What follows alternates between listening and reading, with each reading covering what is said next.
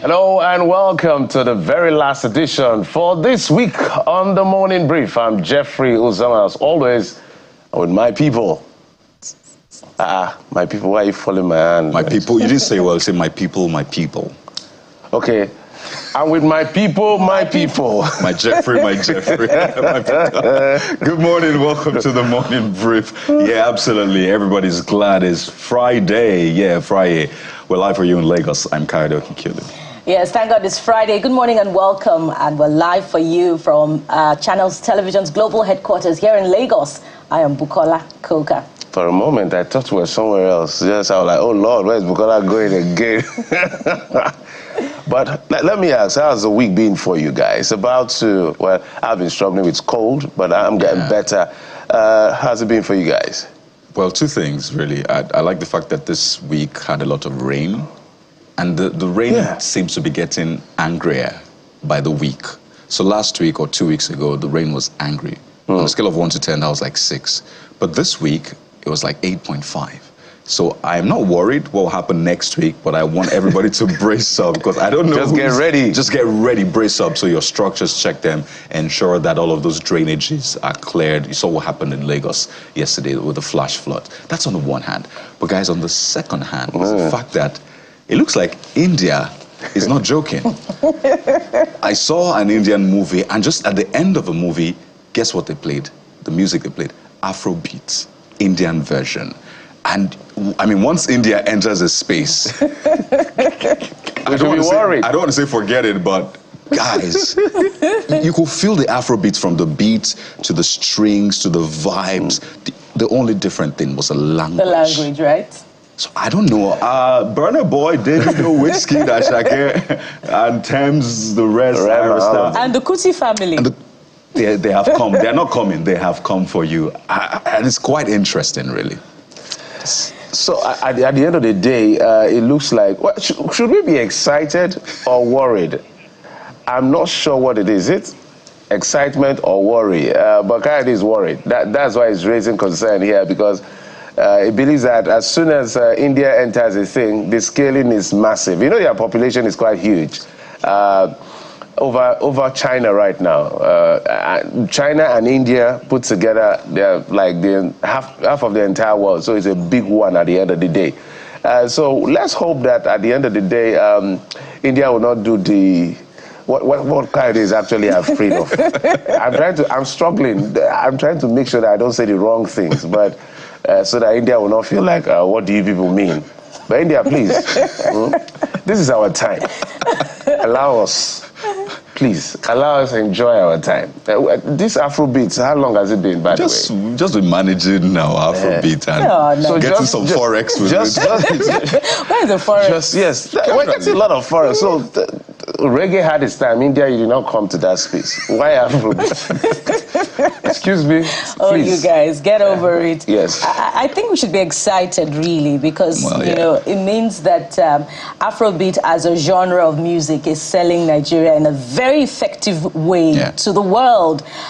If Asia can cash in on the sellability, the value of Afrobeat, then it means a whole lot. Nigeria can hold her head high and, you know, brag about owning the Afrobeat brand. And of course, you know, kudos to the Afrobeat family and every other musician that will lay claim. Some people lay claims to owning that brand even before the founder of it, the globally acclaimed founder of it, that would be late Fela Anikulapo Kuti.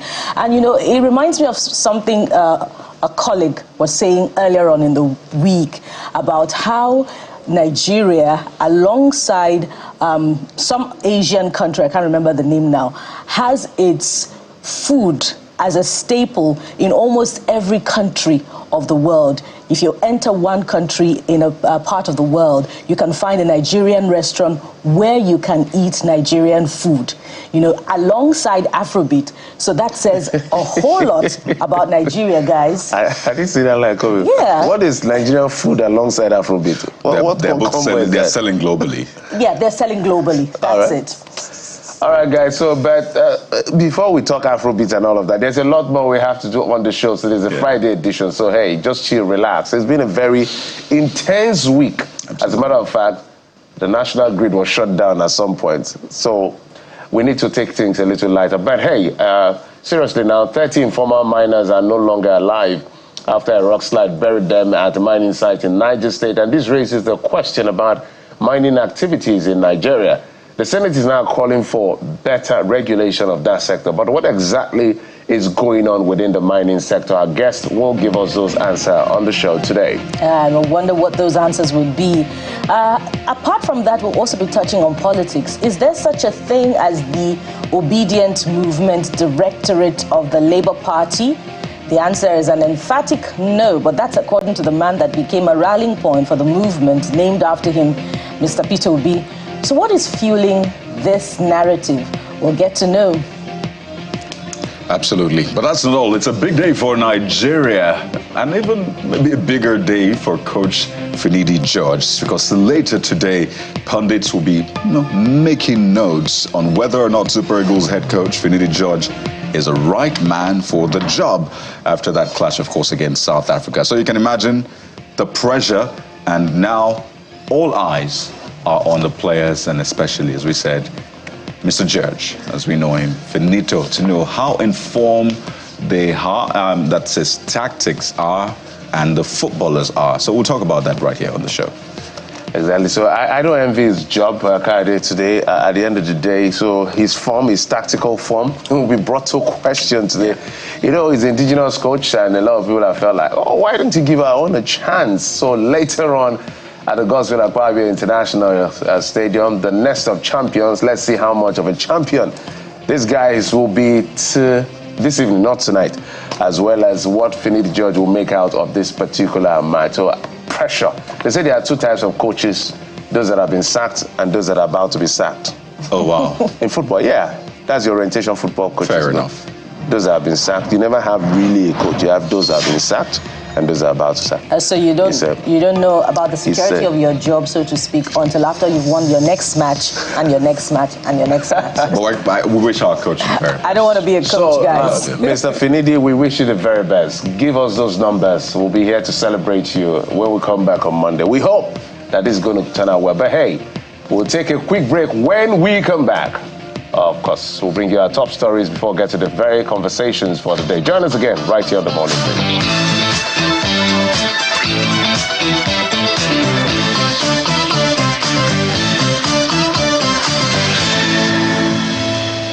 Top on the brief this morning is the president continuing his role as the nation's chief salesman, wooing investors with an assurance that the continent is fertile ground for investment. He believes that international financiers should look in the direction of the global south, like Africa, for strategic investment in places like agriculture, infrastructure, and other forms of development. President Bola Tinubu gave his position when he received a delegation from the International Finance Corporation led by his managing director, Makta Diop, and a member of the World Bank Group at the Villa.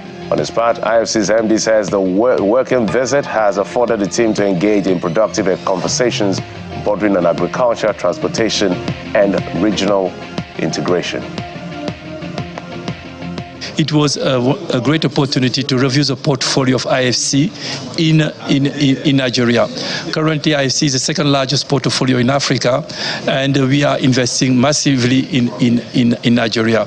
We discussed the priority of the government, of his government, and how IFC can support them.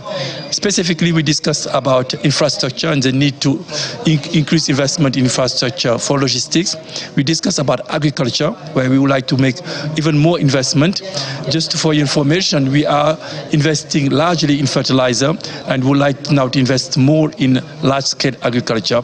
And the president has given us his support and blessing to go in that direction. The third one was regional integration, because we need to. Nigeria is the largest economy in the continent, and the integration with the rest of the continent is essential. So Well, in a few hours from now, Nigerians will likely get to know how much the federal government is now proposing as a new national minimum wage. You can imagine the anticipation.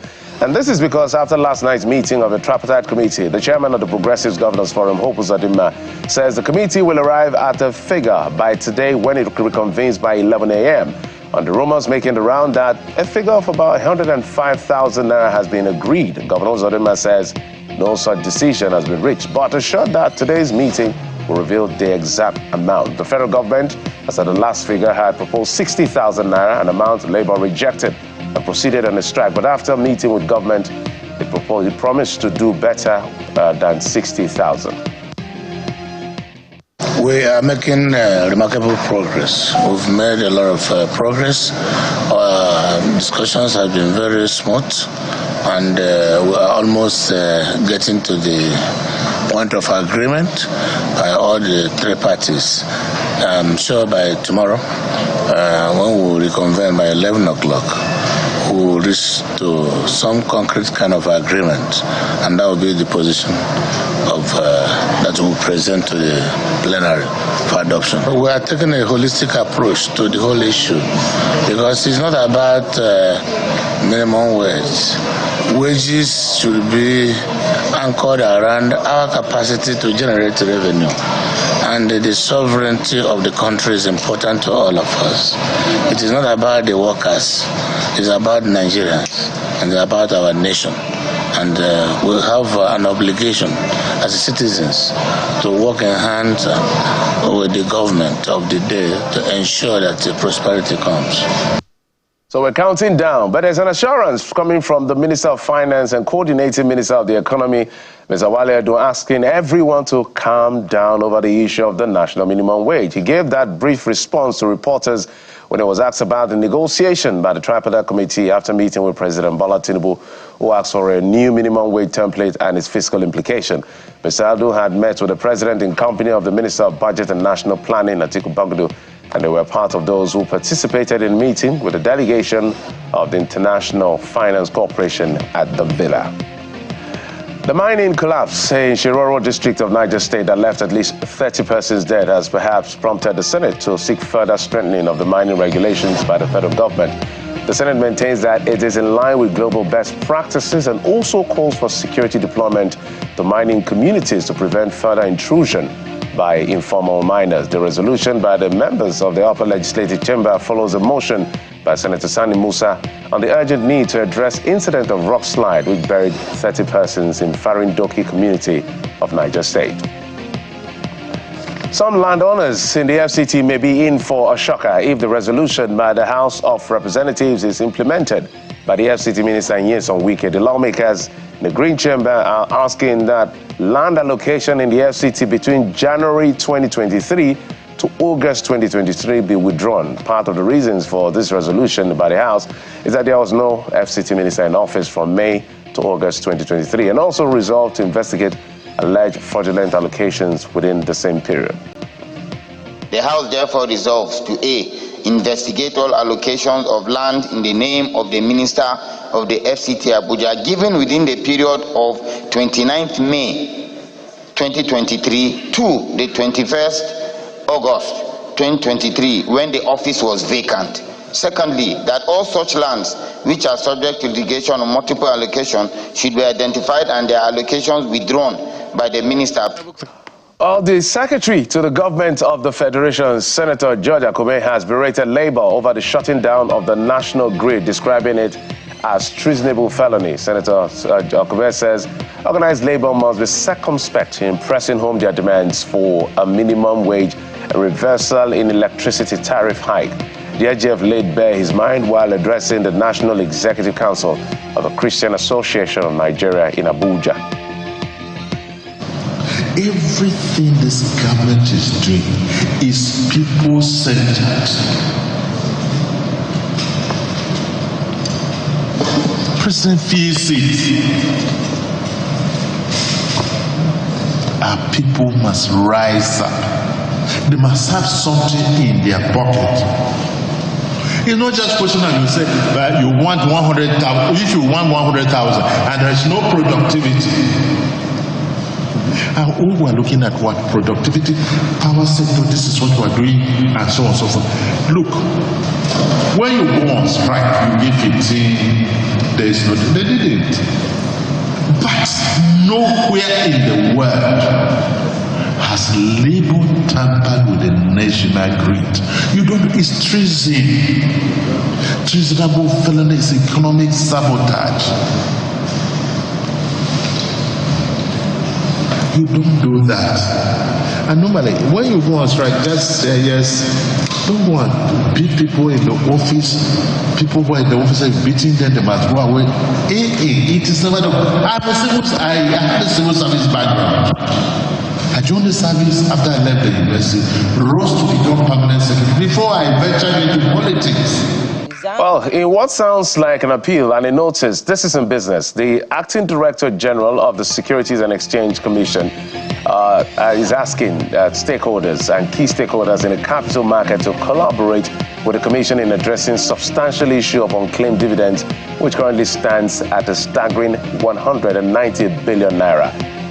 We stated this during a meeting with the Association of Securities Dealing Houses of Niger and Abuja, describing unclaimed dividends as a monster in the capital market, which must be tackled swiftly. The acting DG further emphasized that the Commission would address these challenges in the shortest time possible and invited action to submit practical proposal on how to reduce the current level of unclaimed dividends. Time to check in with your stockbroker is now with this particular notice from the SEC. And on international scene, transparency is what the United States is seeking from their allies Israel over an airstrike that reportedly killed at least 35 people at the central Gaza school packed with displaced people. A warplane is reported to have fired 2 missiles at the classrooms on the top floor of the school in the urban Nazareth refugee camp, but the Israeli military said it conducted what it considered precise strike on a Hamas compound in the school, a claim Hamas has denied. As a result, U.S. State Department spokesperson Martin Miller said Israel must publicly identify the Hamas fighters he claims to have killed. Now, it will be a crucial cracker for the Super Eagles of Nigeria, who have resolved to get all 3 points when they meet South Africa in the 2026 FIFA World Cup qualifiers at the Gospel Akpabio Stadium in Uyo later today. But with the absence of African Player of the Year Victor Osimhen owing to injury, head coach Finidi George is expected to deploy trial of Kelechi Iheanacho youngsters like Victor Boniface and Ademola Lookman. Injuries to defenders William Ekong, Kenneth Merwa, Jamiu Collins and Zaidu Sanusi mean George will seek alternative rear guard service against the South Africans. The 3-time African champions are third in Group C with 2 points, while South Africa are second with 3 points. Those are the stories we've been tracking the last 24 hours and later part of just last night, and will form part of our conversation for today on the show and the rest of the day. But what are you saying on X? Coyote joins me now to explore that. Coyote. So it's a tricky one when you say, what are you saying on X? Or when you say, go to your X. Go to the X platform. So let's head over there right now. And it's not just X, it's across social media. You know how to reach us, #CCV Morning Brief, or you can do it on WhatsApp as well. And for those viewing live on YouTube, you can drop your comments on there and we'll engage as much as we can. We're starting off, Jeffrey, with the flood, which you talked about. Big one. We saw flash floods in Lagos yesterday. Long Bridge was a major victim of a flash flood. So what are you saying about that? Let's start off with this user, that's Native, that's N-A-2-I-V on X, saying, I actually thought they worked on a drainage that time they were working along that road. And what is the Nigerian comment without pigeon? Water they fool that area once rain starts, and that's on the Lagos-Ibadan expressway route. All right, this is Gospel Songs NG says, block drainage or poorly designed drainage system, although flooding is a natural occurrence, it still can be limited and mitigated. I know the excuse that has now been given is, remember what happened in the UAE? Remember what happened across that region recently? So don't blame us. But the point is, we need to do what is right. This next user, Kogijis, re-echoes that, saying, clean the gutters. Rainfall will be high this year, so we must be proactive. So let's take responsibility. Yes. Philip, LJ3Gmail1. Wow, what a wonderful name. It said the state with the highest number of companies and the senatorial district with the highest number of companies going through this kind of horrible experience. So you know who is posing that to. That's a major industrial hub across the country. Exactly. And this next one is from Blauncho1 saying, Lagos State and Ogun State government need to look into it. All roads leading into each state should be in good shape. And I understand there's some repairs going on that axis, the Long Bridge axis. So is that also responsible for this? Well, the right thing needs to be done, absolutely. All right, so, but that's all we're talking about. There was a response when asked questions yesterday, right here on Channels Television, over the issue of prison management and all of that. So, the Minister of Interior, Olubumitunji Ojo, had said that federal government may relocate Ikoyi prisons and others as well, because what happens is that when these prisons were built, the level of upward mobility or urbanization had got into some of these places. Now, there are places where it's literally like an encirclement, like they are just by where everybody lives. I think in New York, no, it's Ikotekpene, where we have one of the big hotels now. I think it used to be a prison and all of that. So perhaps is the reason. So you've been responding to that statement by the Honorable Minister. IBN_Karim says Ikoyi prison needs to be relocated. There is this prison within residential perimeter in Ilorin too that needs to be relocated, as well as somewhere around Popogiwa axis. So in case you don't know the location, this guy, I don't know, is he a lawyer that knows everywhere like this? Or is he a travel journalist? I see where you're going, but not a regular customer. Take a look at this one from This Is Moyo, saying, I hope it won't be moved to an isolated area where jailbreak won't be too, or will be easy, or won't be too easy. But I think I get the point being made here. And if you look back, constructed in the 1950s or thereabouts, and as you said, I'm not sure they anticipated this. In fact, you remember teasing, or people tease residents in that area, saying that, well, you share real estate with a correctional facility. So it's important to think through this very well. So is that supposed to increase the value of the real estate or drop it? Just to tease the people in that area, saying don't feel yourself, because real estate is very pricey there. But we're happy that he's thinking about this, and we hope as well that it will be taken to good sites where jailbreak will not be a common thing. We've read that. So I think this one is a bill for the creation of a new state for Southeast Skills First Reading. The reason for this is the Southeast is the only region in the country that has just 5 states. Every other region, South, every other region has 6. The highest is Northwest that has 7. So we have Northwest 7, Northeast 6, North Central 6, South, and Southwest. But Southeast just has 5, and that bill scaled through. So this is your response. He says, Southeast has a very small landmass to be divided into 6 states. This should be discarded. If you divide Southeast into 6 states, you will divide Oyo State into states too, as Oyo and Southeast are of the same size. To give Southeast an additional state is to marginalize other states. So the argument here is about equity, not about landmass.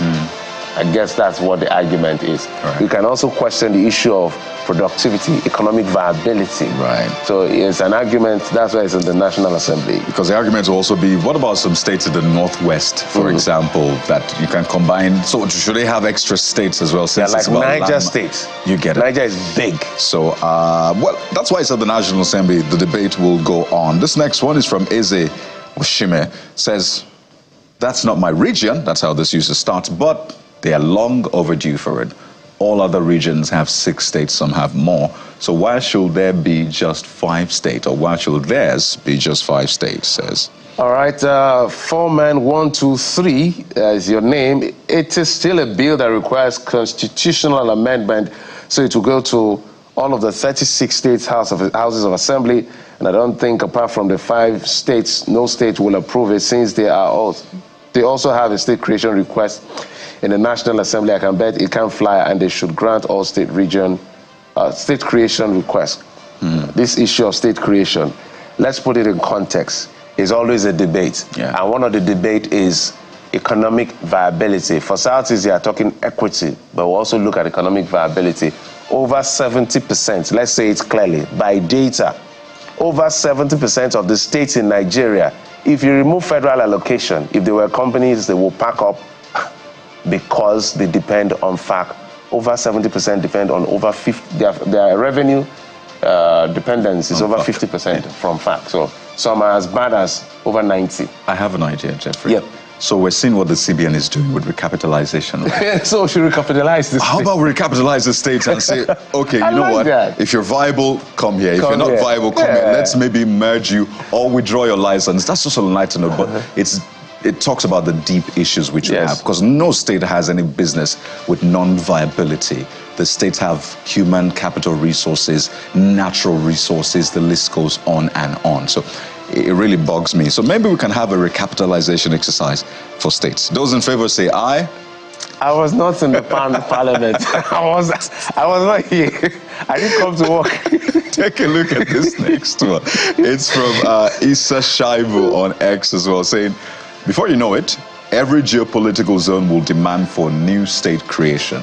So Nigeria should prepare for more new states from each zone of the Federal Republic. Well, as the previous user said, this is a quite tedious process. So let's follow and see how it goes, and if others will follow suit. All right, so there's constitutional amendment by next year, somewhere around next year, right? Yeah. August or so? I think late this year, I think in November, they should have some sort of idea. Yeah. By next year, we should see some drastic amendment to some of the provisions of the Constitution. Kolawale Godde says, even if the state is created, is the size of a football field, they should be allowed to have their own 6 states geopolitical zone structure. I stand in full support of this bill. So this person is strong on equity. So how does it really push the needle? What does it affect? I mean, if you were in the National Assembly now, you say, well, you have more numbers. So I imagine that's what it will do for the Southeast in terms of the representation in the National Assembly. But aside that, what are the pros will this bring to the table? I think that's what we should also be discussing. So what does equity translate to in real life? I think that's a point we should also make. At the core of demand for equity is, I suspect, is inclusion. Now, Nigeria is not yet a nation in that sense. We're a combination of nations, so we have all kinds of ethnic nationality. So we are very sensitive, and we have this strong mutual suspicion. We want balance and all of that. So whether or not there's a strong argument about viability or not, just that sense of you have 6, I should have 6, because, of course, we came together to form a nation. Why should your share be bigger than mine? So would we take one from the Northwest? So that's the argument. Should we remove the extra one from the Northwest? I don't know about that. Because that would now be the conversation. Oh, you have 7, let's all elevate ourselves to 7. But there you go. Well, we're not politicians, we're journalists. So the politicians will do their work in the National Assembly. But we have big conversations for you today, one of which is 30 persons are now dead. Why? A rock slide at a mining site by informal miners. How can we regulate that space so that our citizens just die carelessly? That's our conversation right here on the show, the very first one. Join us again.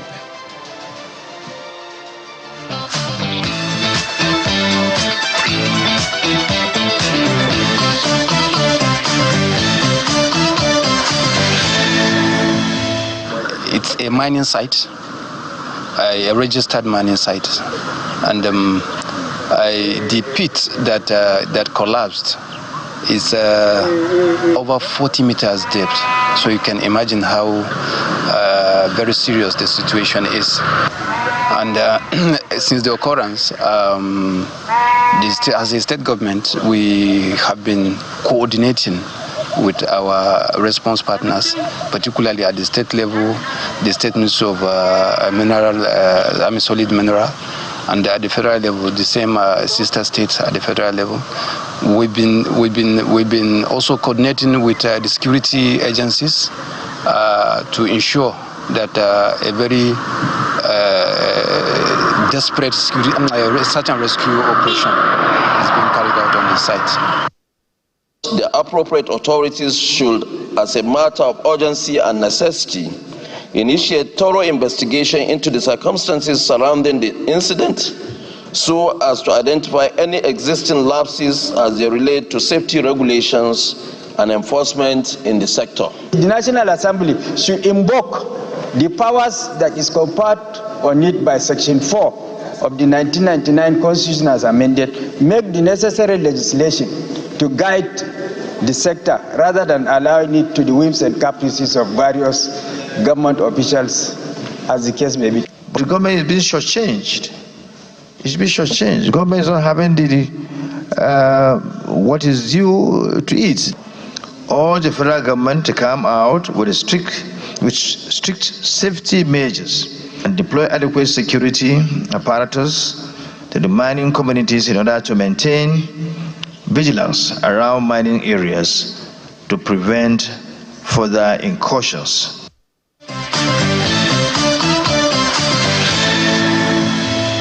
Quite a conversation there on the viability of states. Now let's go to the viability of mining sites in Nigeria. And that Niger State incident, gives cause for concern and reflection. Look at that geographical terrain. It speaks a lot to the safety of operations there. And we've lost 30 miners already, according to the report. So let's have a conversation really about the safety of mining sites in Nigeria generally and the compliance with regulation. And joining us to help us understand those issues is Mr. Patrick Odiegu. He's the Secretary, Miners Association of Nigeria, Benue State Chapter, and Vice President, Benue Chamber of Commerce, Industry, Mines and Agriculture. Besima is also former Secretary General, Association of Miners, and Professor of Barite and Mabob. He's also the MD CEO, Polyguard Investment Nigeria Limited, a licensed barite, lead and zinc materials mining company with operation in Benue State. Quite a CV there. And thank you for joining us, Mr. Odiegu. Yeah, thank you so very much for having me. Good morning, Nigerians. Yes, indeed. So first of all, your immediate reaction to that incident in Niger State, and help us understand what may have gone wrong, why there was no compliance, pretty much no compliance with safety rules at that site. Yeah, thank you. It's a very unfortunate incident. Our thoughts and prayers are with the family, and we sincerely pass our condolences and best wishes to everybody that is concerned.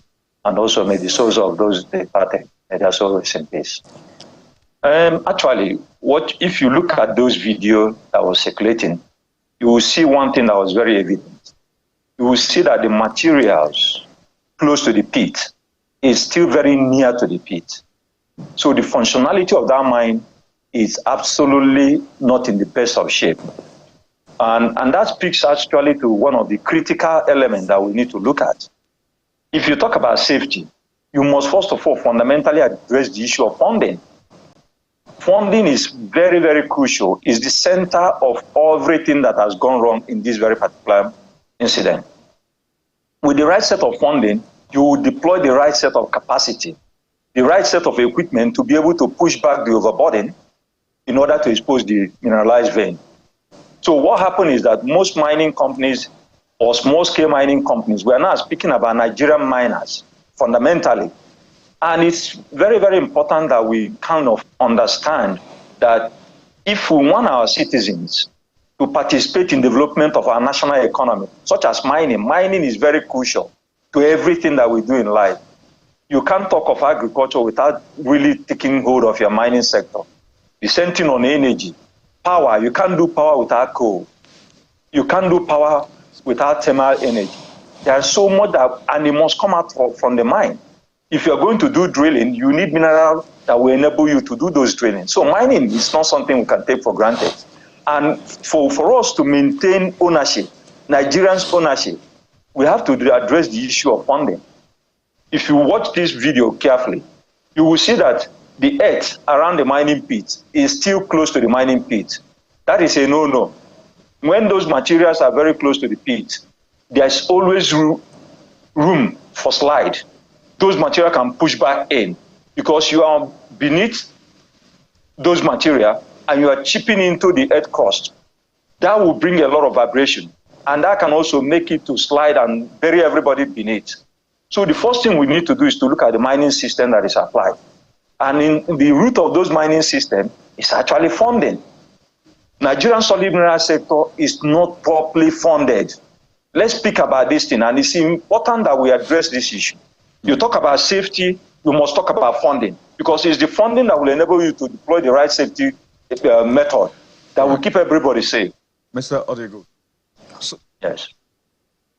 I would like to piece it just apart so we can understand it better. We'll talk about the funding bit because it's expected that it's a private endeavor to a large extent. So are you talking about funding from investors, funding from government? What kind of approach are you talking about? We'll come to that. But let's still focus on what is happening right now in Niger State. It's a very sad development, really. So in that location, there is a district head. I'm just trying to talk about the chain of authorities. So there's a district head, there's a local government chairman before you now escalate to the state government.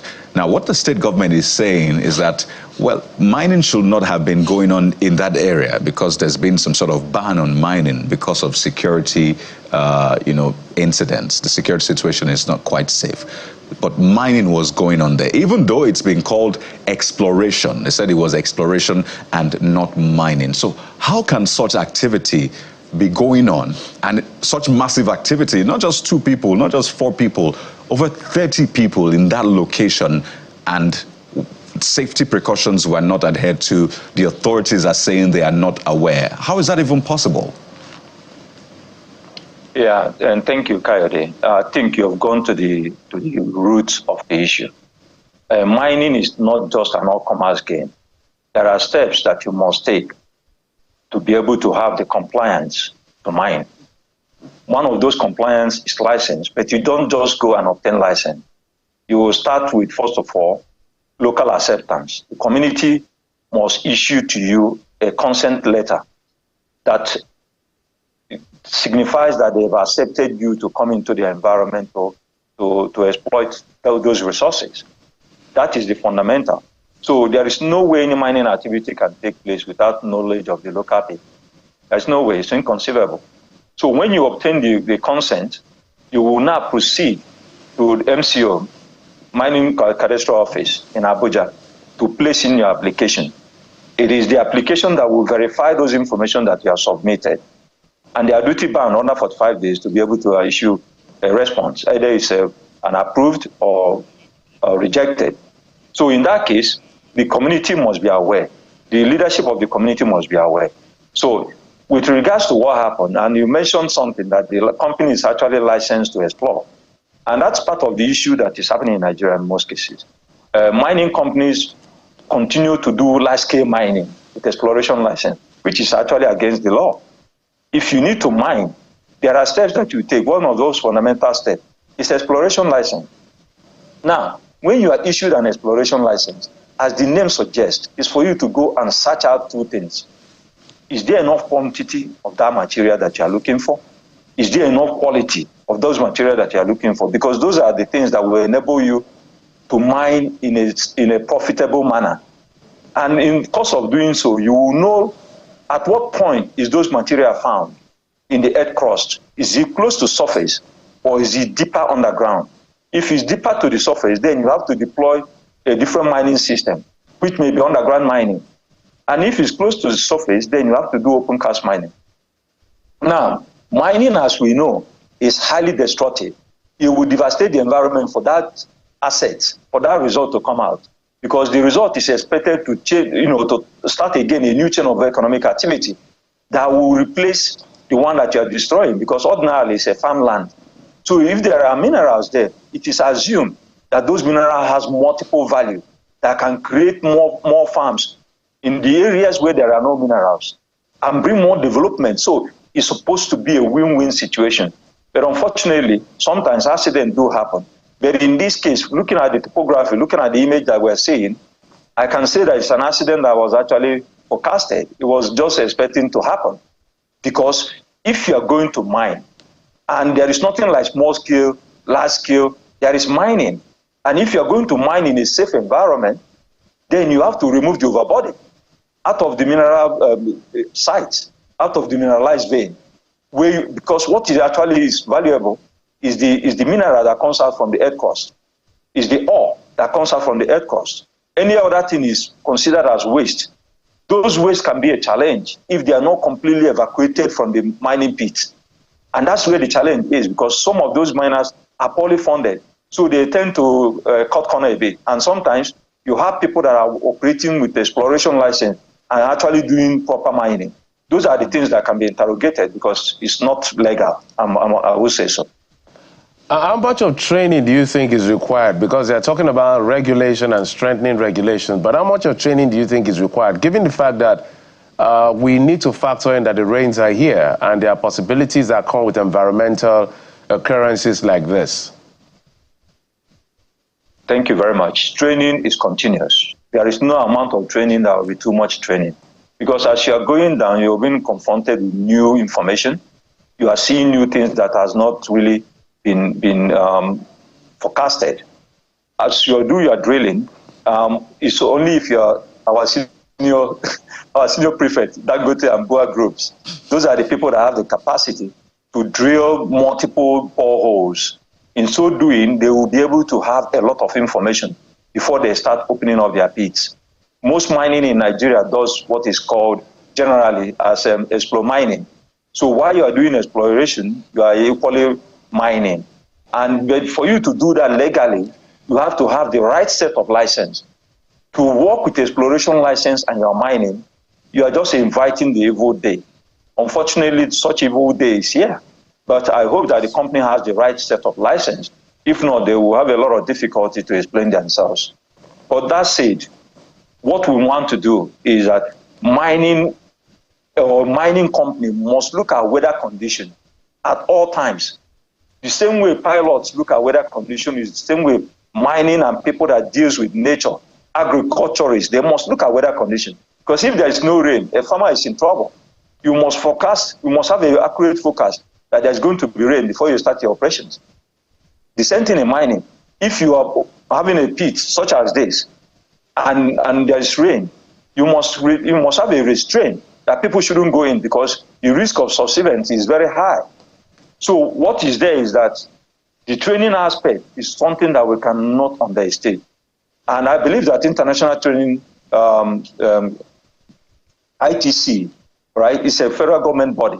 It's now proposing, I think there's a conference coming up on Monday that they've invited miners to come and discuss how they can conduct more training. These are very crucial. There's no point in having all manner of conferences. Let's be practical with these things because we are talking about wealth of a nation. We shouldn't allow solid mineral to be in the state where it is currently. The funding of mining should be completely something that it has to be comprehensive. And it will start from government because it's the wealth of a nation. Who are we? We are Nigerian citizens. Everything that we do comes as a value to Nigeria. So if we are doing it wrongly, Nigeria has a right to correct us. But let's correct us with love. Let's not correct with punishment because most times we tend to over-punish instead of giving advocacy. Because if you advise them well, and if they start doing it right, the state will benefit from it. Let's look at it from a wider perspective now. The Niger incident gives cause for concern and also for everyone to think perhaps how many mining sites in Nigeria also lack these requisite safety rules and training for the investing companies and those that they're employing to mine those sites. So if there's an accident waiting to happen in some other mining sites nearby or across the country, who should we be looking at for regulation to happen such that there's effective control of those mining sites? And this is important, especially against the backdrop of ongoing conversation about who should be regulating banning mining activities of mining in states. Yeah, you've made a very crucial point. Let me start with the last comment. The regulation of mining is exclusively in the purview of federal government. Issuance of licenses to mine is the authority resides with federal government, authority that is exercised by the Honorable Minister. So any state that uses any kind of reasons to intervene in mining jurisdiction is doing something that is extra constitutional. We must unpack it clearly.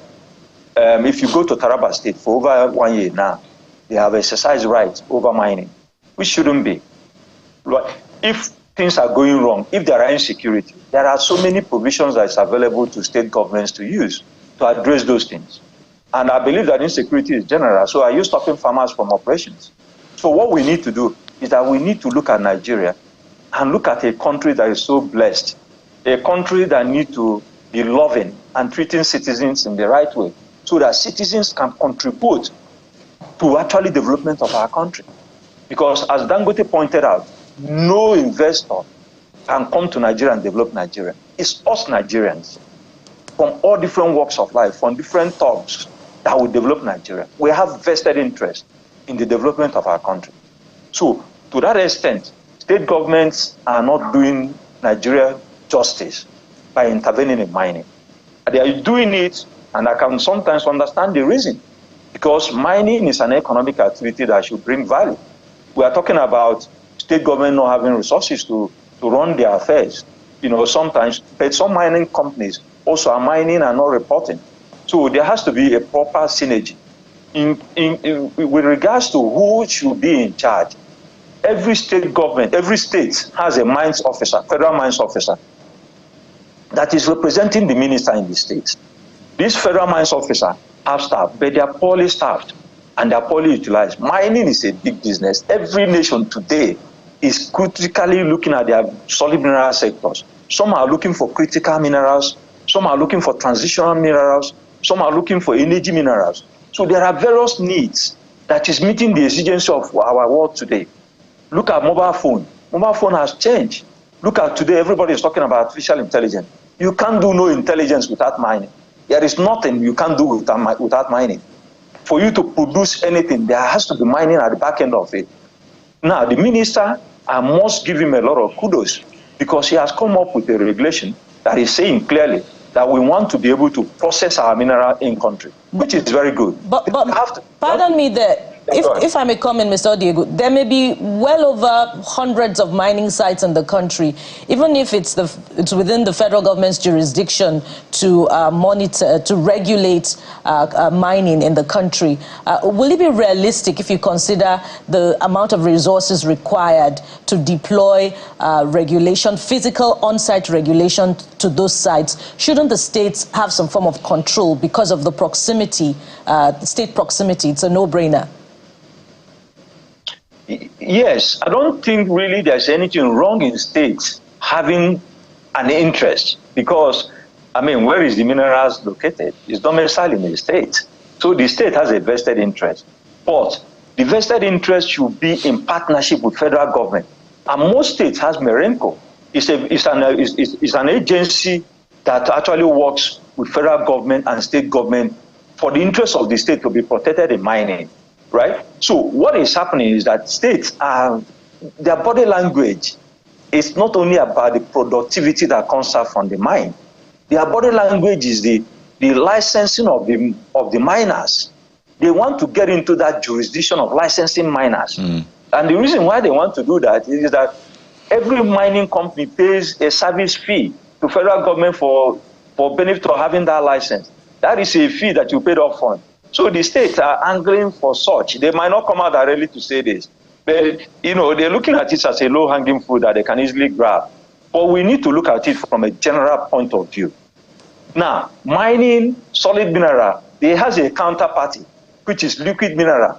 Take for instance, if Bayelsa State or Rivers State say that they want to regulate their oil and gas, what will be the news in Nigeria? You will understand it clearly when you put it in that context. Right. So let's not kid ourselves. There's a genuine interest on states to participate in the economic activity in their domain. There's nothing wrong in that. And there are so many instruments they can use to do so. But their interest, the underlying interest is to regulate. And that's where it comes in conflict with federal government and our constitution. So let's be very clear on this.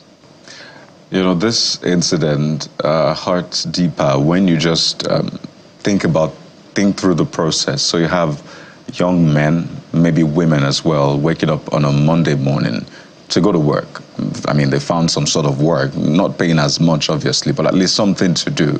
It's actually tough work, and I know you understand how hard miners work, how hard sometimes most times the conditions are not conducive, as we've seen.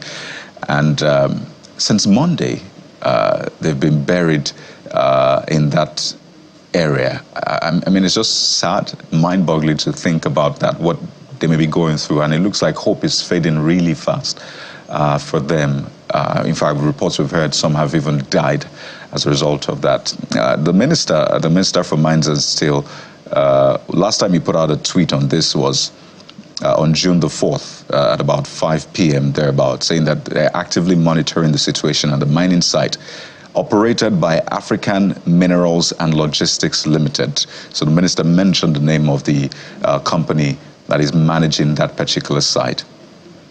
And I wonder what should be done now. It's 5 days and counting. I can't imagine what the families are going through. So what should be the fate of a company on the one hand?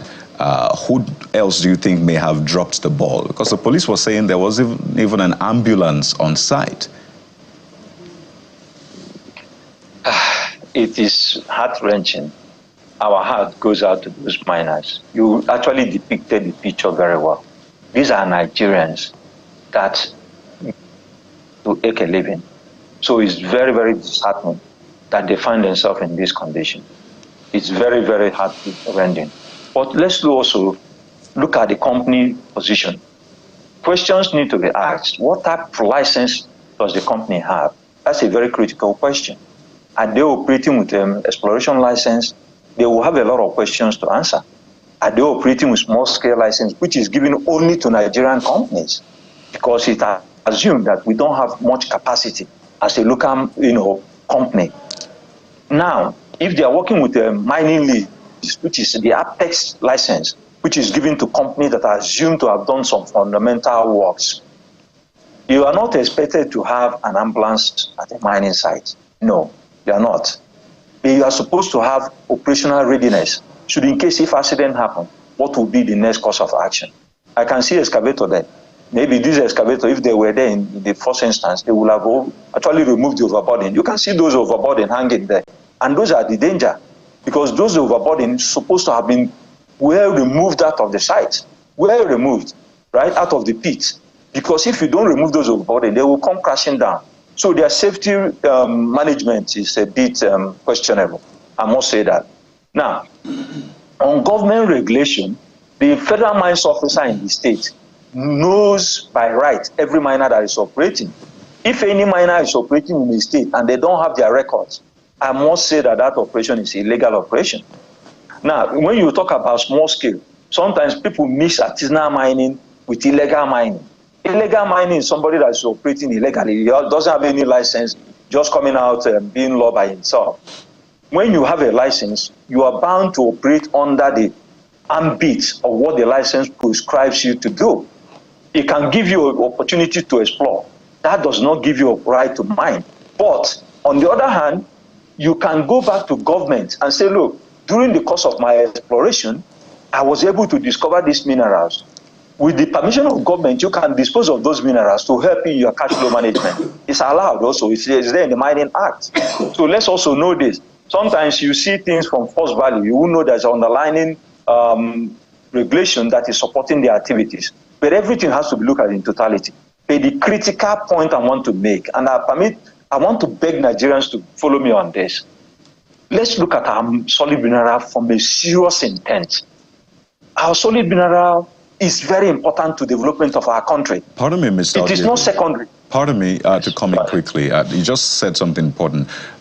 How would you rate the Minister of Solid Minerals, Dele Alake? Some had said, well, he's not an expert in that field. He's more of a communications person. So why put him in that field? There's been a lot of debate back and forth. But has anything materially changed in the past 1 year since Mr. Dele Alake became the Minister of Solid Minerals? Well, less than 1 year, really, but at least this administration. Thank you very much. A lot of miners, with this your question, they will run away. In fact, you see their feet at the back of their head because you're asking a student to rate his principal. You are in trouble. Anything you say, you are in serious trouble. But I must say this. The man is a round peg in a round hole. And now, let me repeat why I say this. He came out and he told Nigerians one thing that Nigerians don't want to hear. Mining before he came in is contributing less than 0.3% to national GDP. It's a scandal. It's a scandal. So the gentleman came in and said, look, mining should contribute 50% to our national GDP.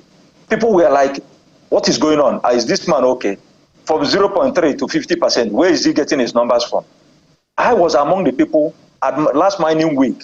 I said, sir, I stood up in a CEO roundtable and I said, sir, your projection is correct. We must start giving to God what belongs to God, not taking something that belongs to God and giving it to the dogs. Nigerian mining scene, have we taken a very casual look to what is the position of foreign miners in Nigeria?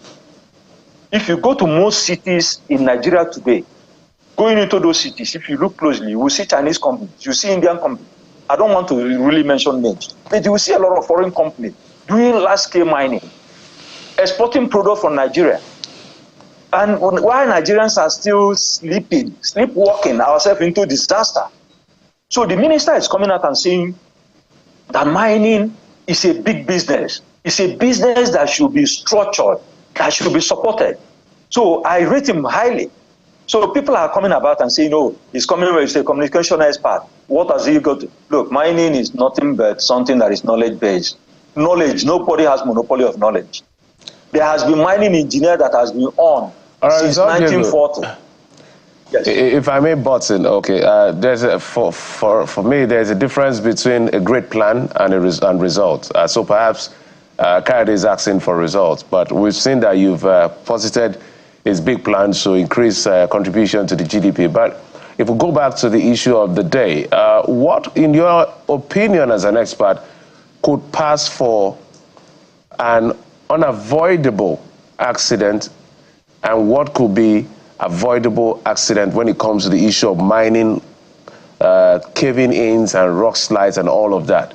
Because some of these things that happen, it's just like the roads. Don't overspeed. If you overspeed, there's going to be an accident. But sometimes if there's flood and all of this, it could cause accidents. So in that space, probing into what happened in Niger State, was this an avoidable incident, or it could pass for accident that nobody could have stopped? No, this is 100% avoidable accident.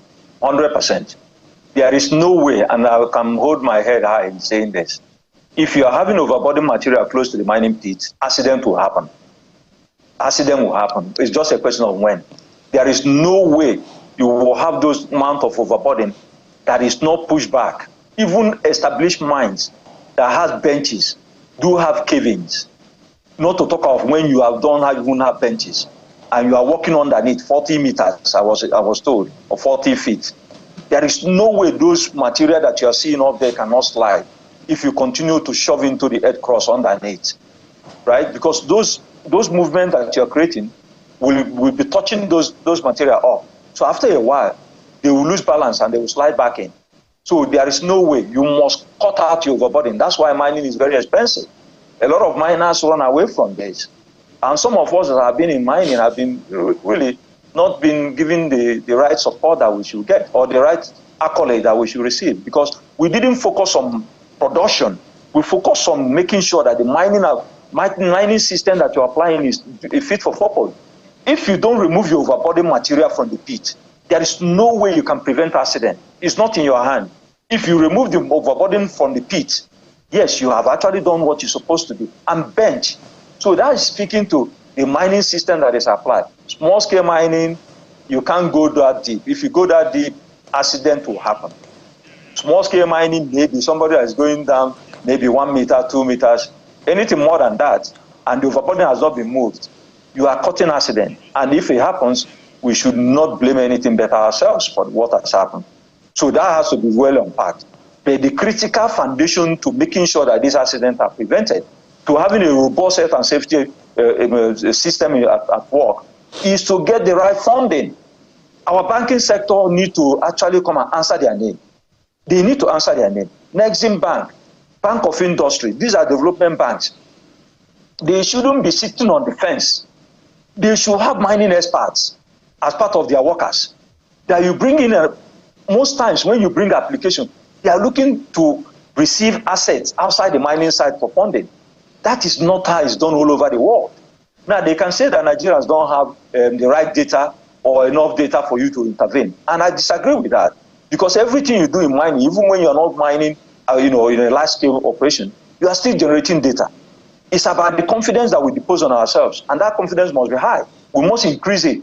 Because it's a wealth of a nation Why is it that when foreigners come, the same mining site that we say is not viable, they are developing it and they're getting results? I'll give you an example. There's a company, one of our flagship companies, Tor Exploration Limited, that is working on Osun State. The asset where they are, go ahead. All right. Just as we wind down now, I know that you differentiated earlier on between an illegal miner and an artisanal miner. If you can answer this in 2 minutes so we can wrap up.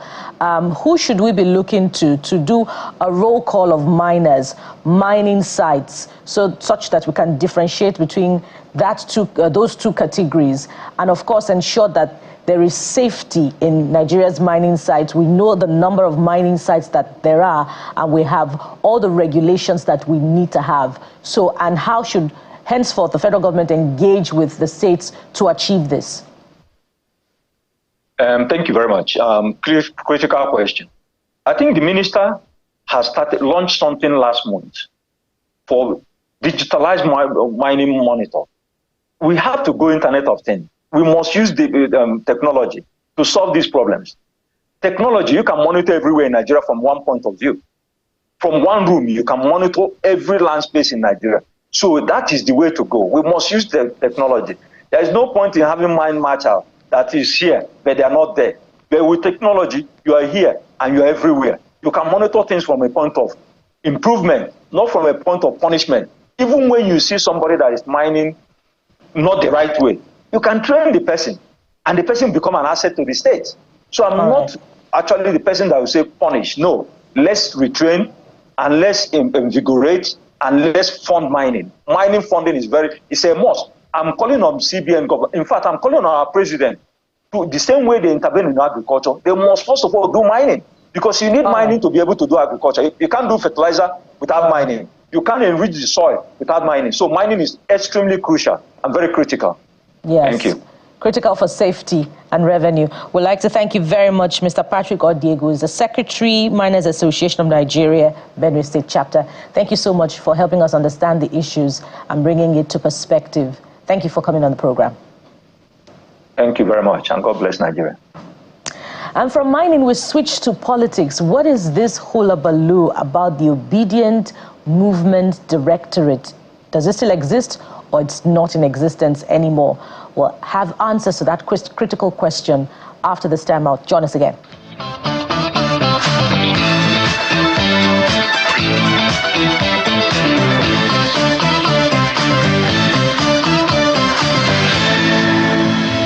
We're in the realm of Labour Party right now. There's been a lot of debate on social media and off social media about this new directorate that has been announced, and we understand that Obedience are averse to that. But then it's also been said that who are Obedience anyway?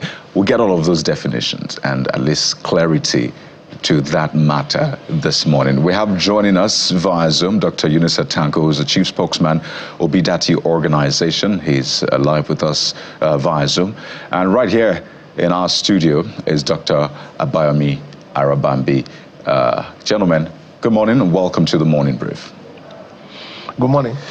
Well, thank you for having me. Let me start with you, Mr. Arabambi. First, are you obedient?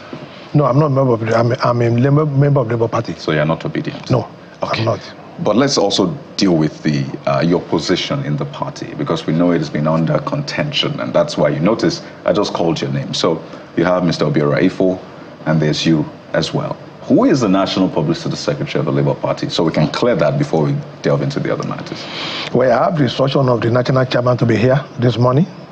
Which National Chairman? Of course, Julius Abure, in my capacity as the National Public Secretary, and I will, shed more light on that in the course of the program. Okay, so just to be clear, because those are things we need to take out of the road before we move forward. I have a lot, yes. You and Mr. Abure, you are in talking terms now. You are now back together. Yes, 100%. But does he have a right to appoint who the publicity secretary? Isn't that the No, I've been appointed before. It was disobedient Peter Obi, that actually came to alter the status quo, and we've been able to know who's our foe, who's our friend. So we, the original chieftain, owner of Labour Party, all of us have come back. There was a convention that he emerged the National Publicity Secretary. Who? Mr. Ifo. Yeah, that's why I said, there are a lot of, explanation, to that. And that's why you see us coming back. The argument here is it's great to hear that you and Mr. Abura are in the same ship. Yes. That's a good thing. Some level of stability, perhaps. But Mr. Julius Abure is the chairman of the party based on the convention. No, not based on the convention. Based on our neck in Benin. Is that on our neck in Benin? So what happened to the convention that happened? Precisely. You see, the convention. There have been a lot of issues because, there was a restraining order. Remember, in last year, but it was this same Mr. Peter Obi, NLC, that actually, push Julius Abure to disobey that court order until when the Court of Appeal set aside that order in March this year. And when a court give an order, you must obey it, whether it is against you or it is for you.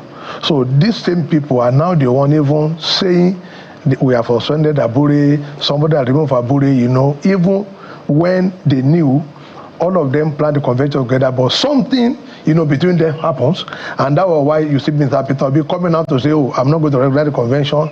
And even today, the name of all of us from NEC Benin is on the ANE website. You can Google it. You won't see any changes on the ANE website regarding the national officers. So Mr. Julius Abure was duly elected in Benin as our national chairman of national secretary, while we have Alhaji Farouk from national vice chairman Northwest, moving to the national secretary, and I seated there was even the promoter, the mover of that motion. So are you saying by the records now, whatever happened, where is it Newi now? Yes. It's invalid. INEC did not even give any credence to that, to whatever happened in Newi, but why am I here was to set the record straight about misinformation from most of disobedience about NLC setting up a caretaker committee on the altar that, somebody tenure has expired, somebody tenure has not expired. I think we also need to delve into that because there have been a lot of misinformation from most of disobedience, but we, that actually piloted the affairs of the party in line with Section 122 of the Nigeria Constitution. That is why yesterday, in our discussion, all of you saw the press release I did yesterday against, Mr. Peter Obi when he was saying obedient and not member of Labour Party, and we are quite happy that at least for now, he said obedient and not member of Labour Party. So we wish them wherever they want to go. Labour Party remain Labour Party. He said obedient and not member of Labour Party. That is fine by us. Before we begin to explore that, Mr. Arambi, I'd like you to provide clarity on some issues that you just raised. First of all, since when did this reunion with Mr. Julius Abure happen? And does this mean that all of those charges that you initiated against Mr. Abure have been dropped? You've withdrawn them from court. And in that mix as well, does the convention not give power to the NEC? You're saying that the NEC is, you're here on the authority of the NEC. So does the convention not give power to the NEC? I hope you understand the question, in line with the laws of the Labour Party. No, what I mean is this. Anything done by anybody, during the pendency of a substitute order of a court is a nullity. But what I'm saying is this. These same people fighting with Julius Abure now are the same promoter of that disobedience, to the court order then. Because when Joseph Muazu of the FCT High Court restrained Julius Abure and 4 others, that was when Alhaji Apapa, came on board. But Mr. Peter Obi quickly organized a NEC meeting in Asaba, for expulsion, for suspension. But when the Court of Appeal, gave the judgment in favor of Julius Abure, we are law-abiding, we won't, told the part of anybody, disobeying court order. Because it's going to bring anarchy. That was respected, and we as a party, all of us decided to come together. It's someone for a peace meeting between us, and that was when we got to know that the obedience they are talking about, they even have their own hidden agenda, and that hidden agenda is not in consonant with the spirit and letter of those of us in the Labour Party, and that what causes the division between them and Julius Abure. So the thinking now So when did this reunion happen, and have you withdrawn all those charges against Mr. Abure? As we speak now, we are 100% with Julius Abure, Alhaji Apapa, all of us, all of us in crisis, because it's happened in APC, it's happened in PDP, but are you getting me? All of us, we are back, to the party, so that we will now be able, to push aside, all these political party strangulators. The question is, have you dropped the charges? It's a straight question. No, we are not the one, that, fight the charges. But you brought the charges even on to live studio. That's what I'm saying. To them. No, we were not the one that brought the charges. It was the police, that put the charges. But do not forget, why those charges were subsisting, including thank God that will come online now. All of them came here, another TV station, to say, oh, Court of Corporate Jurisdiction are not found Abure guilty. That was, what they were promoting then, even including Peter Obi and LNC Joe Ajaero. And do not forget, it was in that same secretariat that Joe Ajaero invaded that secretariat against us, calling us all manner of names, including rodent. It was in the same secretariat that NSC invaded, to ask Abure to leave. It was in the course of it that, okay, we have to go the way of PDP and APC, settle our own, the remaining is with the police. But politically, we will not allow, the crisis, to fester for so long that we will not allow Mr. Peter Obi to take a part to go and join Atiku, just like the way they are doing. So we knew their plan, and that's why we also said, oh, we need to explore political solution for, between ourselves. And when Court of Appeal, reinstated Abure, and he called for a peace meeting, we thought we don't have any choice that to say, oh, he called us that, oh, we must not allow most of these, political gladiators to take away the party. They want to seize the party, just for them to use it in 2027. Please, my brother, come together. Let us all come together. Let us all become one body. Since Court of Appeal just set aside that, purported, the judgment in March 2024. Every other thing done between March 2023 to 2024 by Julius Abure, is a nullity. So that was why he called on us to come together. Let us all come together at least and form a formidable front. So as we speak now, right, all of us in Labour Party, we have become one body against the obedient and Mr. Peter Obi. So you don't believe that Mr. Abure is a forger? I remember that case of perjury. No, I said forgery. That is pending before the police. But you personally don't believe he forged anymore? No, you are not getting us. The matter is pending. I know, but you personally, you used to see him as someone who forged, because that was what you were saying, that the police has evidence. The incident happened and the police are investigating. Okay. Are you getting me? So, but for you, but for us, as far as we are concerned, now as a political party, if Peter Obi himself, did not see any reason with us then, and the police, are yet to, carry out the investigation, and even the court said no, this man, we set him free. For this is better known to them, because I am not here to criticize, the judgment. But don't forget, we have even filed an appeal before the Supreme Court over that judgment. So let's talk about the directorate. Yes. So this directorate now, are you saying obedience should now register? Who's going to head this directorate? What is the essence of this directorate which you have set up? Because you also said that there are two kinds of obedience. Yes. There are obedience in Labour Party and those you described as obedience IPOB wing. And I imagine that a lot of people would take exception to that, particularly obedience. So how is this going to work? Well, thank you very much. In line with section of Article 14 of our Constitution, the chairman and NWC have the power to create all those, those appointments. But I think probably what went wrong was because Mr. Peter Obi, felt more comfortable with some group of obedient against the other. Why do I say so? In the NSC promoted National Caretaker Committee, Peter Obi even sent his spokesperson. And I want to correct Nigeria. We don't have obedient campaign. Every campaign has been dissolved by all the political parties. Nobody is campaigning against anybody. Dr. Nita Tanko could be referred to as media assistance or a spokesperson of Mr. Peter Obi. We should not be mentioning Obidati because we are not campaigning. INEC has not opened a presidential campaign so that they can get that further, because it's only Labour Party that is still using that name, acronym, as if to say maybe we are in a sort of contest with the city president. Now, regarding the directorate, this same Mr. Peter Obi that is complaining now was the one that ceded a lot of obedience to Joe Ajaero to be appointed in the national, committee, this interim committee headed by former NSC president Abdulwahid Omar. A man respected so much. But when Julius Abure and us, we start together that okay, there are some obedience that say, look, we don't like the way Mr. Peter Obi is going. Let us, pitch our tent here so that we can have a new Nigeria of our dream. Then he now came out to say, oh, obedient are not loyal to anybody. Now, if you are not loyal to anybody, then who submitted the list to Joe Ajaero for them to be appointed as member? I have their names here. Member of the National Caretaker Committee. Even though it is illegal, they know.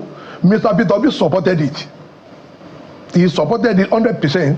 He sent Dr. Yusuf Atanko there to go and meet them. He supported it. Dr. Yusuf Atanko even read his own statement there, during the inauguration, of people I will call. So from what we're seeing now, Mr. Arabambi, the war has moved from Mr. Lamidi Apapa, yourself, Mr. Arabambi, against Julius Abure and his team, to now you, Julius Abure, against Peter Obi and the obedient movement. Is that what we're dealing with? Yes, that is what we are dealing with presently now, because they have a mission to use Labour Party as a tool to destabilize Nigeria, and that is what Abure told them. No. Nigeria might be surprised that what they call the friction between Julius Abure and Mr. Peter Obi, it is just simple for one singular reason. Julius Abure will not allow anybody to promote Labour Party as a party that will divide Nigeria in future. Right. That was the division, and he has to retrace his head back, Sorry, Kyle, just before he goes, what happens to Oluchi? Is she part of your team? Oluchi, as we speak now, has decided, to move over to Mr. Peter Obi's side. That's a national. So Oluchi is for the national treasurer that was suspended. Yes. Okay. Mr. Arababi, we have to thank you so much. I wonder if this will then lead to you making a decision. I'm talking Mr. Abure about Mr. Peter Obi. Maybe are you planning to suspend him or take decisive action? Well, I don't think it's a question of suspension. He has made the point clear that he's still a member of the Labour Party. No, with the way we are looking at him now, he doesn't seem to want to work with Labour Party, because what he wants to do for them was to plan, the suspension of Abure, which it is otherwise null and void. That's number one. Number two. Okay, quickly. Number two, if he wants to stay in Labour Party, he must respect the party constitution. He's just a member of the party. He's not the leader of the party. The error most of them make. He's not a leader of the party. What do you mean by? Yeah, in our Labour Party constitution, now chairman is the leader of the party. We are different from PDP and APC. Oh, okay. This was what they thought is operative in our party when they were coming from PDP. The national chairman is the leader, is in our constitution. So if you have a presidential, if somebody that won the presidency, yes, and you have a national chairman, who is now who is going to be the leader? Our constitution does not, No. He's the national chairman. And let me tell you, we have a president. My father, was a member of UPN. The president's seat before the national chairman of UPN will come. APN. UPN, even when Awolowo is, the one running for president, the national chairman, the Awolowo will have to be on ground before the national chairman. Even in the state, Onabanjo will be there before the national chairman. We have to anchor at this point. Clearly, this is not the end, but we have to thank you so much, Mr. Abayomi Arabambi. It's quite interesting to see that the enemy of my enemy is now my friend. Thank you so much for your time on the show. We'll switch gears now in a moment, and then we'll get the other side to this as we have Mr. Yunusa Tanko joining us right now via Zoom. Mr. Tanko, I know you've been following the conversation, and I'd like you to respond just frontally to some of the issues raised by Mr. Arabambi in the studio earlier on. So he's saying, on the one hand, that they are in charge of a party and they have a right to decide the kind of structure, which is why this directorate was introduced. And then he has exceptions, or he's taking exceptions to how Mr. Peter Obi is carrying on, plus other things he raised. Mr. Tanko, over to you now. Thank you for having me, Kyle. Good morning, Nigeria. Let me quickly clear this particular air that I speak for Mr. Peter Obi and Deputy Babami. It's an organization now agreed that the elections is out of the way, but I speak on their behalf. And then I have full authority at any time in which they want me to say one or two things about certain issues that concern their interests. That is by design. And with regard to the party is very, very clear as regard to what leaderships are and who is in charge of the political party. Naturally, the chairman of a political party is the chairman of that political party. And it's very important to note that a political party is a public institution. In this case, the Labour Party was a creation of the Nigerian Labour Congress and the TUC. But it is a public institution. So no particular individual can say he owns it. It belongs to the public. And so therefore, every member of the party is as equal to the chairman as the case may be. The chairman may be in the saddle of leadership. You only direct according to the position of the constitution of the party, null and void. So anything that is done outside the constitution of the party is totally unacceptable. So in the creation of directorate whatsoever, it is the prerogative of the constitution which gives powers to the National Working Committee to create directorates. But the directors were very, very clear. It didn't give it the nomenclature of what it is called. It is Directorate of Mobilization, Information, and all of those particular directorates were clear.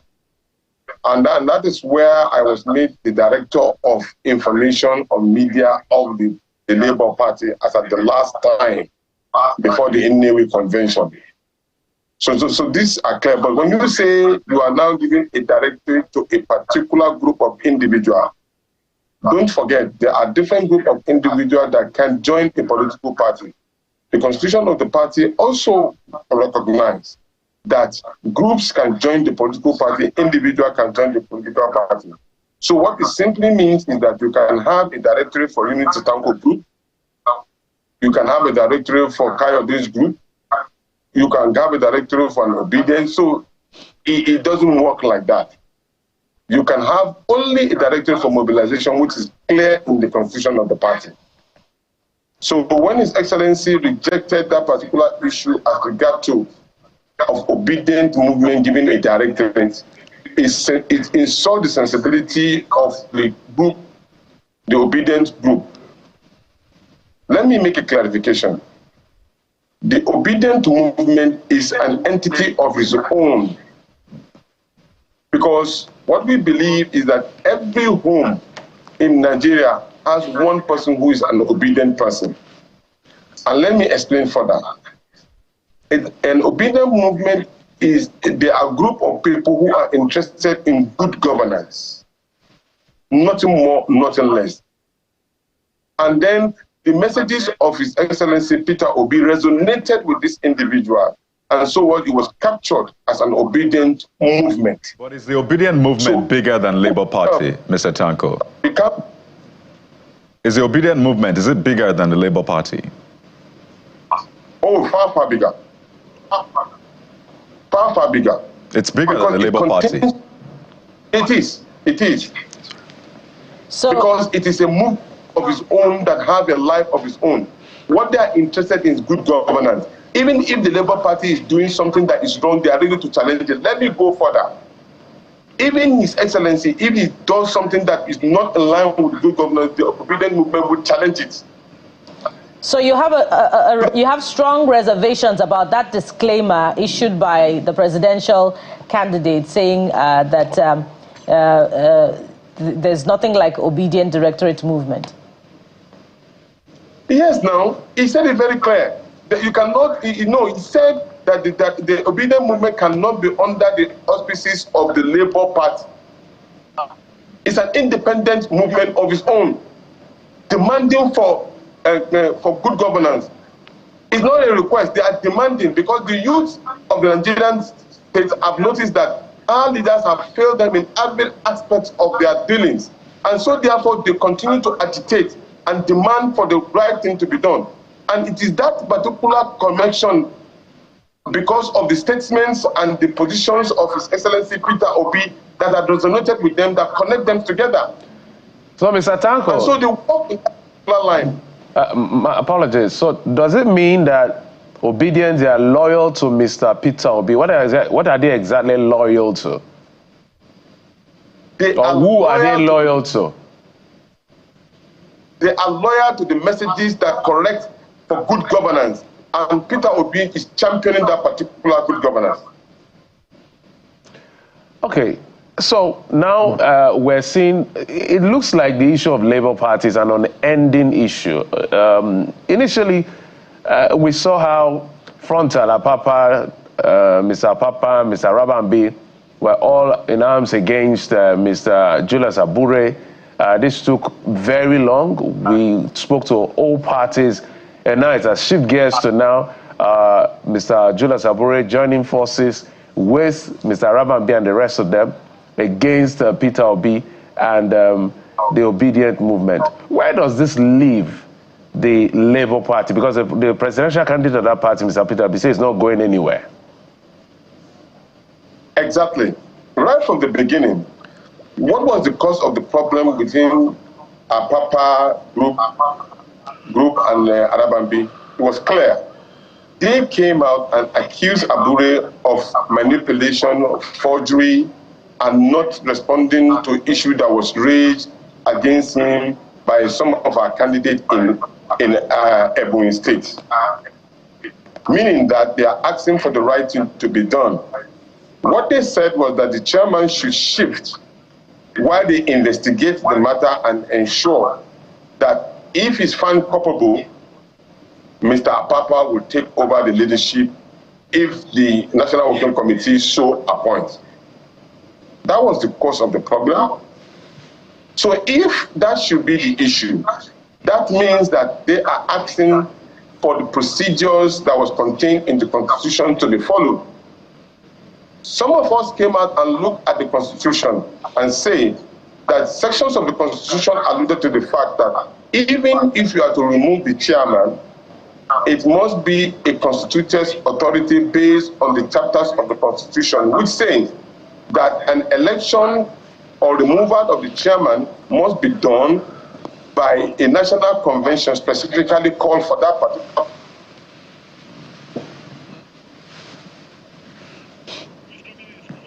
Oh dear. Well, we momentarily lost connection with Mr. Eunice Atanko, but we'll get back to him to let's speak to these issues. It's a major one. Make or mar, call it that. Well, Mr. Atanko, I see you're back. Please go ahead. Yes. So that was the position we took. So it is amazing now to see that that particular position of asking Mr. Abure to do the right thing and follow the procedures of the Constitution now have been buried under the carpet. And then I'm hearing that those who are agitating for the right thing to be done now are agitating and supporting some of the processes that was seen to be wrong, and then they are now together. It's fine and dandy. But the fact still remains that if the right thing has been done, if it has not been done, then we are back to square one. Then possibly there may be another interest behind it, rather than the interest of the party and the public in general. Probably with the due course we will come to know. But as far as we are concerned, His Excellency Peter Obi is still a member of the Labour Party. All he asks for is that the right procedures be done so that there will be an inclusive movement, an inclusive political party that everybody will be proud of. Simple and short. So, Mr. Tanko, you said earlier that the Obedient movement is bigger than the Labour Party. Is this by any chance, probably the reason that the regrouping that is responsible for the regrouping of the Arabambi, Apapa with Mr. Julius Abure now? Perhaps they are worried about a possible hijack of the party and stemming from the initial position by the presidential candidate that if the leadership crisis is not resolved, he may leave the party. I keep on wondering when people say hijack. As long as if I a card-carrying member of the party, you have every right to agitate and disagree and agree with any position that has been taken within the party. You have the right to vote and be voted for. So as long as you are a card-carrying member of the party, I don't see anybody hijacking anything. because it is clear the constitution of the party gives you the modus operandi and how to operate within the structure of the party. I have been one of the advocates from the beginning when I noticed that there has been a strong movement of individuals coming to join the party, that I asked them that if you are a group, you can join the party. If you join the party, you have a right to formulate issues that will be advantageous to the party right from the beginning. You cannot be outside the party and dictate to the party. It cannot work. So you have to be a member of the party. All right. As I said, the obedient movement can be found in every home, because every Nigerian that is demanding for good governance and the right thing to be done is categorized as obedient, because that's what it stands for, good governance. All right. Dr. Tanko, we'll have to thank you so much. Just quickly on a final note, we have less than 30 seconds to close. If the obedient movement is bigger than Labour Party, does that imply that Mr. Peter Obi is also bigger than the Labour Party?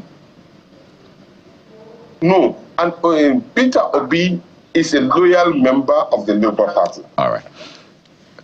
And at the same time, he is a strong leader of the obedient movement because he wants good governance for Nigeria. And it is his message that is carrying on the focal point of the obedient movement. All right. Well, Dr. Yunusa Tanko, Chief Spokesperson, Obidati Organization, we'll have to thank you so much for your time as well. And of course, we wish, Labour Party, obedient movement, but more importantly, Nigerians the very best. Thank you very much for your time. We'll take a moment now, and when we return, we'll turn our attention to the big day for the Super Eagles, the big day for Coach Finidi George later tonight, and we'll be joined by the spokesperson of the Super Eagles. So stay with us right here.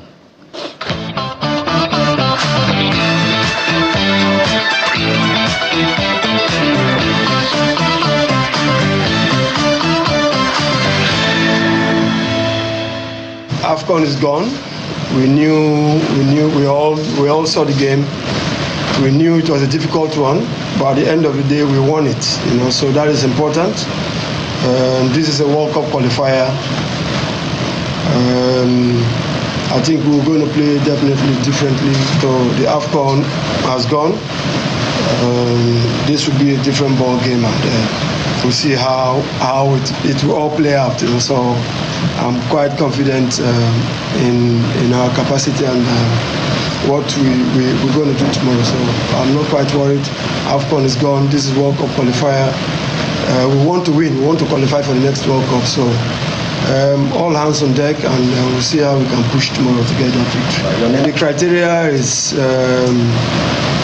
we'll keep watching the league and see those that are good enough to join us. It's a gradual process. We want to encourage the players back home as well. And but that does not mean we just have to change, that structure. That is not going to be possible in my time. So don't quote me wrong. We'll definitely bring in players that are capable of playing, adding value to what we want to do. At the same time, we'll still keep the structure, and every now and then we'll bring them. So we're expected to win. We have to win. We must win. But human made proposals, God disposes. But we'll put every effort. The boys will put up a fight because we know how important this game is. We'll take it game after game. If it's only 1-0, it's going to be satisfied, but we just need the 3 points tomorrow.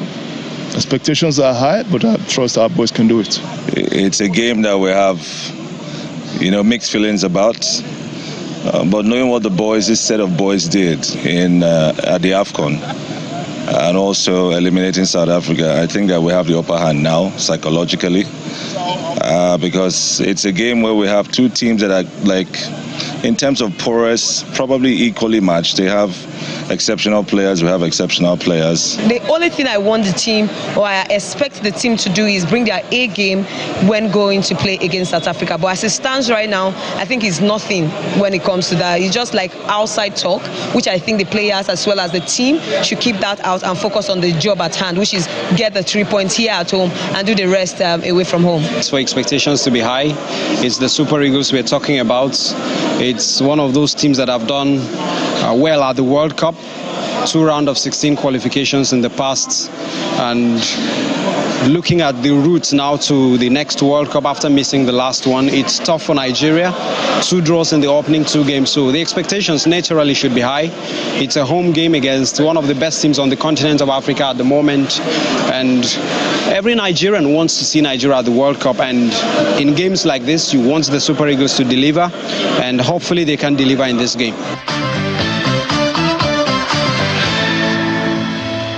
After all, we're all fans. Whether you're an ex-international, you're the president, you're a governor, we're all fans. So I'm sure you're seeing Austin Eguavoen there and the rest of some journalists were also interviewed. So Uyo Akwa Ibom State in Akwa Ibom State is buzzing at the moment. The game between the Super Eagles of Nigeria and the Bafana of South Africa is getting set to kick off sometime later in the day, which is why we're having this particular conversation. To find out the level of preparations, we're being joined in the program by Mr. Promise Efoge, who is the media manager of the Super Eagles. Mr. Efoge, thank you so much for joining us on the program. Thank you so much for having me.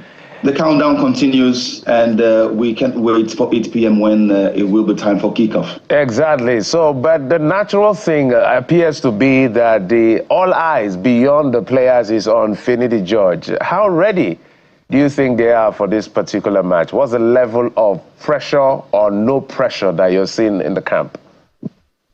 Well, all eyes on Finidi, but Finidi has all his eyes on the 3 points. As far as the team is concerned, I spoke with a couple of the players yesterday, and I tried to feel their pulse, try to, and know what their temperament is at the moment. And they all look cool, they all sound very confident that this is a game that they can win. Thunder can actually strike twice in a point. They defeated South Africa at the AFCON tournament in the semi-finals. They know it's going to be a very tough game. They know the fixture will be tough. They know the South Africans are not coming here to joke. Perhaps they will be coming here with revenge on their minds, having lost the last game against the Super Eagles. And so the Super Eagles will not go into this game overconfident. They will play a bit cautiously, but one thing that is very important for them is to ensure that they get back the confidence of Nigerians, knowing very well that the start of the qualifying campaign has not been very smooth.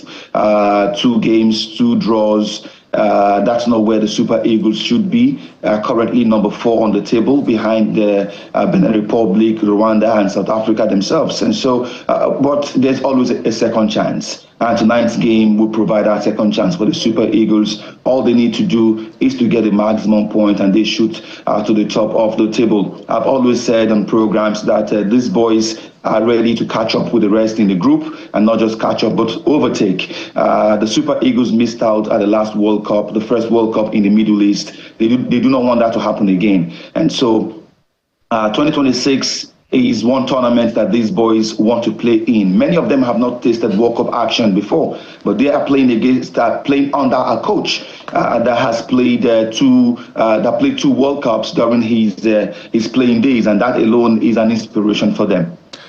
Interesting. I know that South Africa will be coming with some sort of anger.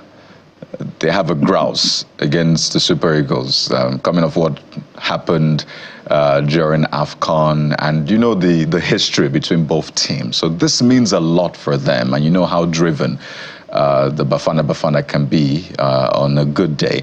So I'd like you to speak to us about the mentality really of the players, because again, during AFCON, it looked like all of the expectations dipped during the final match, there was a lot of expectation. So a lot of people are a bit cautious, thinking, if we expect too much, I hope we don't get the AFCON treatment. So first, have the players been able to wean themselves off that experience? What is the psychology in the team? What are we telling our players? And I'm talking about the manager, maybe the psychologist, which I imagine has a big role to play. So speak to us about that. Maybe that can also help our psychology as fans. Well, like you rightly mentioned, the South Africans are here to consolidate on the 3 points they already have from the last 2 games they have played. It's a series, and it's a case of everyone to your tent, because every team in that group wants to be at the World Cup. South Africa, the last time they played at the World Cup was when they hosted in 2010. It's a long time, and they really want to get back at that level, and it's going to be a tough fixture tonight, because it's a game between the AFCON bronze medalist and the AFCON silver medalist. I mean, these teams are very close. The South Africans have a plethora of very good players who play in the domestic front. Out there in South Africa, about 7-8 of the players play in one club, Mamelodi Sundowns, and so that speaks to the level of cohesion that they have. But of course, we also have players who did so well in the outgone season across Europe, some of the best legs across Europe. Victor Boniface won the German Bundesliga, Kelechi Iheanacho and Wilfred Ndidi won the English Championship. I mean, our players are in camp with lots of confidence. Ademola Lookman was the hero for Atalanta. He scored a hat-trick in the final of the Europa League. We've got players who are high in confidence, who did so well in their clubs, and are looking to replicate that form for national team at this time. The players are very confident. As I said earlier, in fact, I think the Super Eagles are even angrier, angrier at themselves that they didn't start the campaign on the very good footing, and this is an opportunity for them to make amends for the poor start. But sometimes in life, how you start a race doesn't determine how you end it. They may have started slowly, but they know it's time to gain momentum, and that time is now. Pick 3 points at home against South Africa. They play against Benin Republic next week. That will be at a neutral venue in Ivory Coast, and they fancy their chances of getting maximum points in that one as well. The coaches have been talking to the players. They would have a meeting later this evening at 5 p.m. And Coach Finidi, who is like an inspiration to these boys, he's been talking to them beyond the trainings on the pitch. He's been having conversations with them, individual pep talks with the players, team talk with the entire team. And what I see from these boys, they just want to go onto that pitch. If they really can, fast forward the game 90 minutes and ensure the 3 points. But Promise. But they know they have to do the business on the pitch. But Promise, confident as they are, eventually, the weight of responsibility is on Coach George Finidi. And that's why everyone is saying this is going to be a big test for him. Speaking of which, what we're seeing already in the lineup, what does it say about his style? Will it be significantly different from former coach whom he assisted? Speaking of his style and the assemblage of the players that we're seeing. Yes, Coach Finidi assisted Jose Peseiro 18 months. Before I assumed this role, I had conversations with him, and he told me that yes, he worked with Peseiro, but Peseiro's coaching philosophies are very different from his. Peseiro's coaching methodologies are very different from his. And I thought we saw that in the 2 unofficial games he played, first against Ghana and then against Mali. We defeated Ghana for the very first time in a long while, 2-1. We saw how expressive the team played. We saw a Super Eagles that could hold the ball, a Super Eagles that could string as much as 15-20 passes without losing possession. Though we lost against Mali in the second game, during that friendly window, but we saw Super Eagles, that team that were even the better team against the Malians, though a few defensive errors led to conceding those goals. And the coach has said those areas have been looked at and have been fixed. And so we expect to see a Super Eagles that is different from what we saw at the AFCON. Coach Finidi George had been coaching in Spain for years before he came to Enyimba. Second season at Enyimba, he won the Nigeria Professional Football League, which is dubbed as one of the most difficult leagues to win on the continent of Africa. He won that in his very second season. And I think that speaks to his competence, his capacity, his expertise, and all of that will be put to bear in the national team. And we expect to see a very, very sound team later tonight. A team that is expressive, a team that can get the goals, a team that can win matches and win convincingly. All right, Mr. Promise, let's talk about some of the shortfalls. Victor Osimhen is not available as Footballer of the Year on the continent, as well as the most valuable player. I'm talking about Troost-Ekong. We also have a Meruwa and all of that. So the rear guard, we have some challenges. So how is it going to make up for all of this? What's the plan for some of these shortfalls that we have? Because this is a big game, as you've always said.